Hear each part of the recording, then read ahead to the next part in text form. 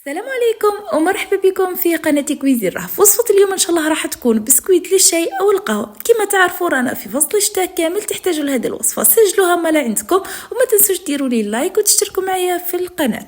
بسكويت ب3 مكونات فقط، بسيطة واقتصادية وبطريقة تحضير سهلة وسريعة، هذا هو المفيد. يجي طعمه خيالي ومقرمش، تقدروا تزينوه بالشيكولا، بالعسل، بالمربى تاع المشماش ولا حتى بالفراولة اللي متوفر استخدموه. بسم الله على بركة الله. نبداو في إناء نحط 120 غرام زبدة، لازم تكون بدرجة حرارة المطبخ طرية، تجيكم حوالي نص كاس زبدة، ونزيدوا عليها قرصة تاع الملح لتعديل المذاق، ونستخدم الخلاط الكهربائي في هذه المرحلة حتى يرجع لون الزبدة أبيض. اذا بعد ما خلطت الزبده مليح حتى يتبدل اللون تاعها، نضيف نص كاس سكر غلاسي كنت غربلته، ما يعادل 3 ملاعق كبار ونص تاع السكر غلاسي. نخلط كذلك الزبده مع السكر حتى يتجانس كلش مع بعض.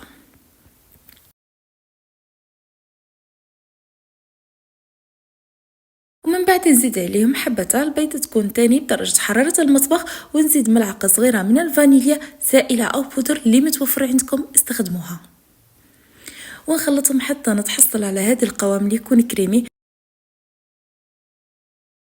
هنايا عندي كاس ونص فرينة كنت غربلتهم مليح، ونبدا نضيف تدريجيا للخليط ونزيد عليهم نص ملعقه صغيره تاع خميره الحلويات حتى نتحصل على قوام يكون كريمي طري.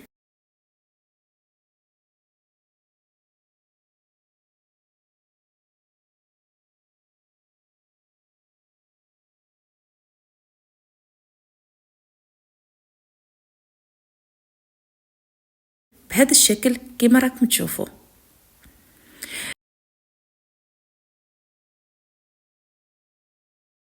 من بعد نجيب كاس نحطو فيه بوش ونعمروه بالخليط ومباشرة إلى صينية الفرن. بالنسبة لصينية الفرن بلا ما تدهنوها بحتى حاجة، ما تخافوش مش راح يلصق ولا يتبدل الشكل تاعه، لأنه العجينة فيها كمية زبد مليحة أو كمية دهون مليحة. إذا كان راح تستخدموا الزبدة ولا السمن ولا. نبدأ بالتشكيل كما راكم تشوفوا. العجينة لازم تكون بهذا القوام طرية تنزل معكم بكل سهولة، مش راح تحتاجوا في هذه الحلوى لا مول لا تشكيل لا والو. ديروا الشكل اللي راكم حبينه، وردة أو أصابع، وراح تخرج لكم كمية لا بأس بها في دقائق فقط.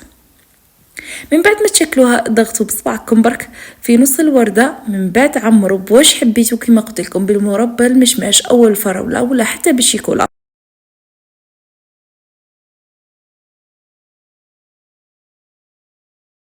وكانت هذه النتيجة النهائية. إن شاء الله تنال إعجابكم وجربوا هذه الوصفة سهلة مهلة وبنتها هايلة، وخاصة كما قلت لكم رانا في الشتاء يجي مقرمش مع قهوة تاع العشية خفيف وهشوش ويدوب في الفم ويوجد في دقائق فقط ويدير لكم كمية كبيرة. نتمنى منكم تجربوا هذه الوصفة وتحطوا لي رايكم في التعليقات، وفي أمان الله.